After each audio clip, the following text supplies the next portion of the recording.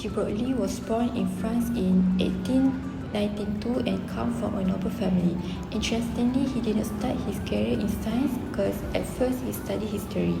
But during World War I, while working in military communication, he developed a strong interest in physics, especially in wave theory and quantum idea.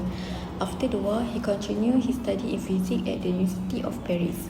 In 1924, while completing his PhD, he proposed a very bold idea, which is if light can behave as both a wave and a particle, then maybe matter like electron could also behave like waves. This idea became known as the wave nature of matter.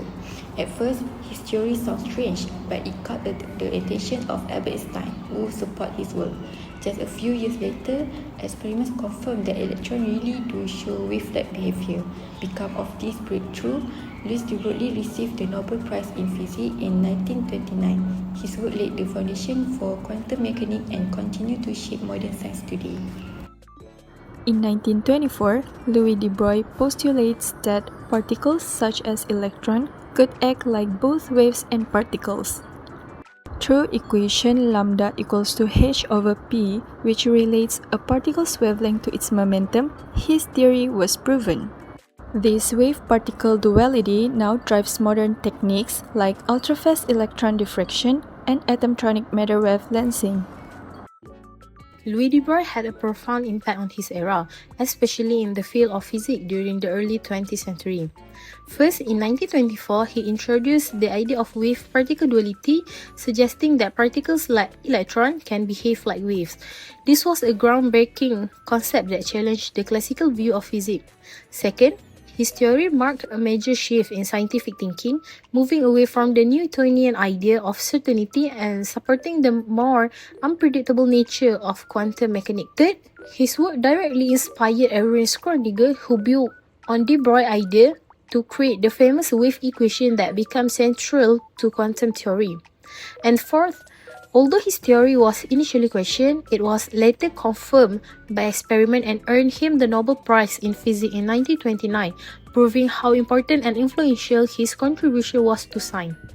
Modern-day application. From Louis de Broglie's theory, we knew that particles like electrons could also behave like waves, wave-particle duality, and who would know from knowing electrons could behave like waves could create advanced imaging technologies. And why electrons beam is chosen to act as medium. Electrons have shorter wavelength than visible light, so it could create higher resolution images.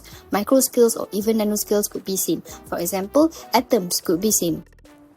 Example of modern-day application is electron microscopy. There are few methods used in this type of microscope. There are SEM to unveiling surface morphology by scans the surface, TEM to expose the internal structure like atoms by beaming through specimen, and 4D STEM, unrevealed atomic resolution and crystallography detailed by capture 2D image plus 2D diffraction. And now scientists can study individual atoms in materials, understand how chemical bonding works, and improve our semiconductor and nanotechs.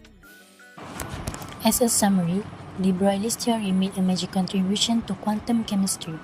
His idea wasn't just important in his time, but it's also still relevant in modern science today. By introducing the concept of wave-particle duality, he gave us a new way to understand how particles behave. This idea was later confirmed by the Davison government experiment. His work also inspired Schrödinger to develop the famous wave equation, leading to a shift from classical physics to quantum physics. Today, de Broglie's legacy lives on in technologies like electron microscopes, where the wave nature of electrons helps scientists to see the invisible.